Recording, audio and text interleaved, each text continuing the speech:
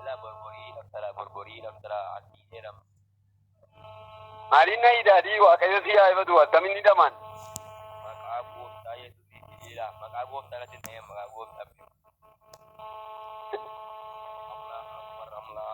ila asii jedhama boriitu. Eenyudhati maqaan kee? Boriitu dala. Eenyudhati maqaan kee? Jireenyaadha. Ani jireenya bukkeen olee galaayidha. Jireenya bira waa bulee Somaaleen birrii bayyan baasee galaayidha. Kunuunee buttee baay'ee. Waaqayyo jireenya si illaatiin kan inni itti amane jireenya si illaatiin jireenya koo balleessuudhaaf jireenya bira dhattee waaqayyo jireenya si haa dhoowwatuuti. Kubii kee kan siidu nan godha hamlaa haa laama siidheera hidhama.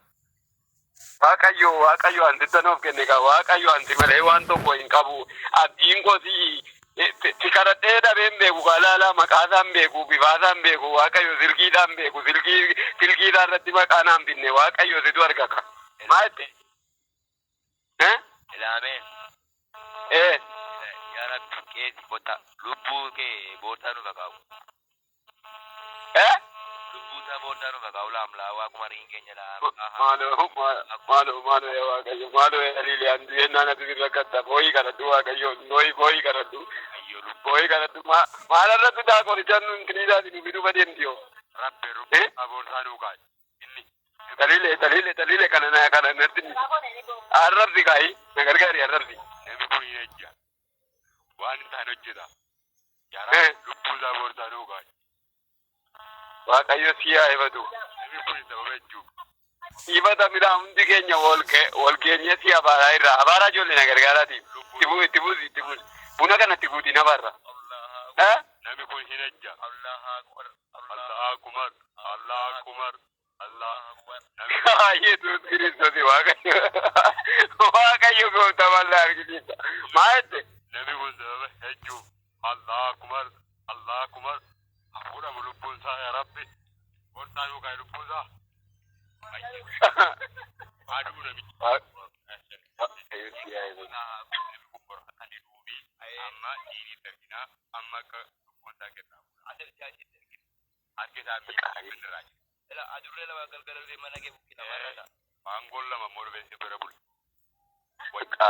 Waangoo kana immoo Mala haala keenya qoraartati eenyudha inni akka nan diriidhaatu ati nama anna qortaati eenyudhati? Boora amattee bultala. Waaqayyooti haa ifatu. Waaqayyooti haa ifatu. Faarfannaan caafaayidha kaani faarfannaan kun abidda sitti haa ta'u faarfannaan kun si haa gubu. Lafa jirtu kanaa godaan. Allah. Lafa jirtu kanaa Gubadhu ka na gubdee gubadhu ka faarfannaan caafaayidha dubbii waaqayyoon caafaayidha ilaa daftarii kanan sitti qaba laala amantiidhaan daftarii kanan sitti qaba daftariin faarfannaa kun immoo hojii hojjeta qorichi keenya irratti hin hojjetu xinqolaa bira jireenyaa bira hojjette nan dandeessu. Allah kumar maasii kee birree bishaniin gurguradhu dhabi. Nan deemaa tonkaayii baqaddeen deemaa ni gaamburee dabdee gamteeta tonkaayii baqaddeen deemaa. Ilaamee. Maatii kee irratti jireenya kee irratti xinqolleerra gaabbo. Waaqayyo si haa ifatu isa dhabu.